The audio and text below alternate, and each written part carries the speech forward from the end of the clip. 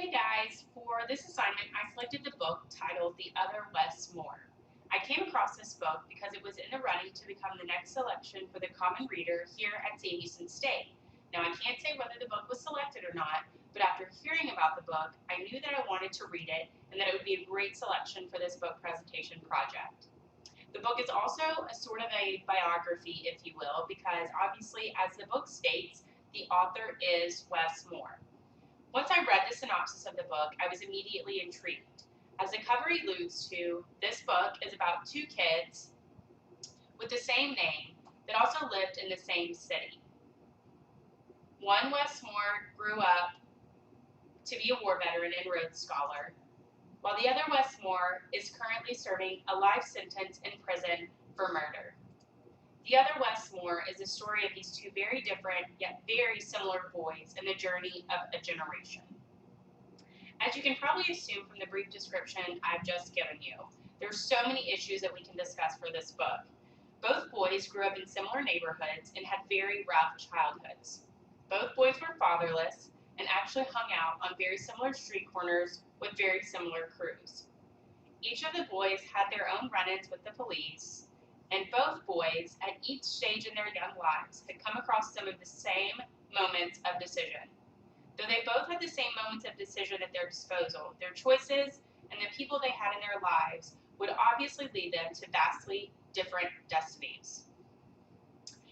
Both Wes Moores grew up on the dangerous streets of Baltimore, where drugs, violence, poverty were a normal part of their everyday. One, Wes Moore, was in a private school, doing terribly, flunking out, put on probation, and was eventually sent to military school because of his behavior and lack of academic performance. And I personally, after reading this book, I believe that that particular moment of being sent away to military school was a pivotal moment in Wes's life. On the flip side, the other Wes Moore had an older brother that was high up in the chain of command in the drug dealing arena. And even though that older brother tried to shield him from it, Wes eventually took the same route, had his own drug ring, and eventually became a high-ranking official in this drug ring.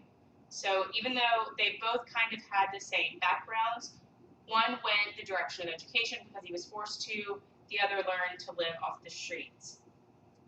Though both boys were raised by single mothers, one, Wes Moore, had actively involved grandparents to fill that void of the father and of a working mother, while the other Wes Moore learned to raise himself, fend for himself, as his mom spent most of her time working and trying to make ends meet for her children and barely making enough to put food on the table.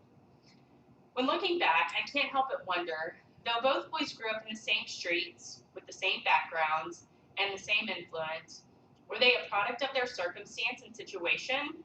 And did this whole idea of nature versus nurture play a part in their destinies? Did the fact that one Wes Moore had active grandparents that could send him to a military school keep him from going the route that the other Wes Moore went because he was learning his lessons from the street? One Wes Moore had grandparents to nurture him and care for him, and the other Wes Moore was left to find his nurture from the streets.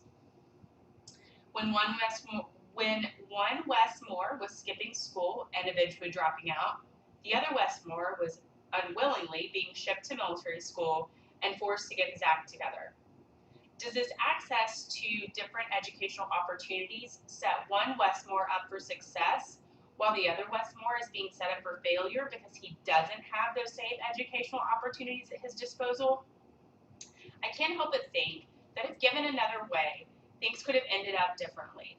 When one Wes Moore is being disciplined by his very involved mother and grandparents, the other Wes Moore is learning about life in the streets rather than a parent and becoming a parent before he's even an adult. Now, as I read this book, specifically the run-ins that each Wes Moore had with the law, I couldn't help but think about the issues in the news today and the deadly encounters that we're seeing with individuals in law enforcement involvement. Now, I just want to say, I'm not taking a stance one way or the other, so please don't think this is a platform for argumentation. But I can see how these two boys, face some of the same struggles and inabilities to trust law enforcement that so many claim in the news today. There were so many instances where, to the reader, it appeared that both Westmores were targeted by law enforcement because they were on the street, possibly African American male, assumed to be involved in the wrong thing, when they seemed to do nothing wrong, again, in the eyes of the reader. Do we know the background of what they were doing? No, but to the reader, it appeared that they were doing nothing wrong. This book definitely reminds you and me that discrimination was definitely alive back when this is happening in the 90s, and it's something that we still see today, and when this book was written in 2000. Though all of these tie back into our class in regards to racial discrimination and diversity and things that we've learned about all semester, I think the one issue that stuck out to me the most was the lack of encouragement that both boys received or didn't receive from individuals both inside and outside of their families. As a higher education professional, this book reminded me how important each student is at all of our respective campuses. We don't know their past and the struggles and hurdles that they've had to overcome to get to our campuses, and we don't know the type of support system that each student has at home or doesn't have at their disposal. This is even more of a reason for us to be that voice of encouragement for all of our students, whether they appear to be succeeding or struggling. This book really reminded me of why I do what I do and why I love and have a passion for working in higher education, hands-on with the students that are currently at our schools. The Other Westmore was, at times, a very difficult book to read. To read the things that both of these boys had to suffer through truly, truly broke my heart. And I think it hit so close to home for me because of the close interactions that I have with students on a daily basis. And the harsh reality is that this reality for both Westmores is unfortunately a reality for so many of the students on our campus.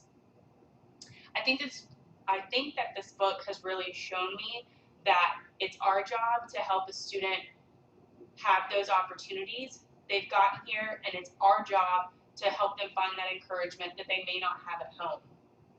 So even though I personally haven't experienced a life like this, I'm currently in a position that calls me to be that voice of encouragement for those that have grown up this way and maybe are still enduring some of these hardships.